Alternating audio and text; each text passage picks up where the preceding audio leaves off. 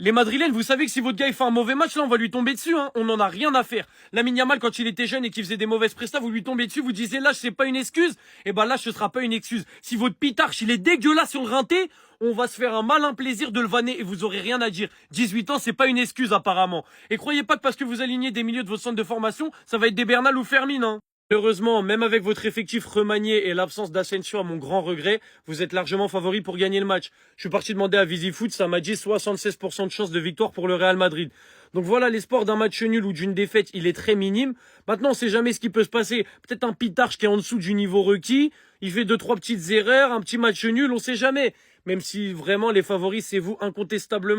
VisiFoot, les amis, pour ceux qui savent pas encore ce que c'est une intelligence artificielle qui prédit ce qui va se passer dans les matchs en se basant sur des données et des statistiques ultra précises. Ils ont tout, ils ont la forme des équipes comme vous voyez ici. Là, ils disent Real en grande forme, Getafe en forme correcte, donc c'est moins bien que grande forme.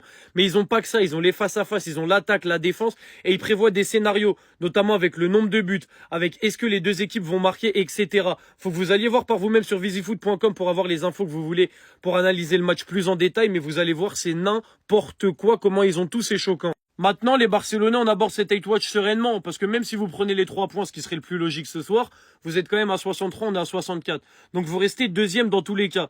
Donc là, on va se poser devant le match de votre petit crack de la Castilla. S'il est bon, je ferai une vidéo.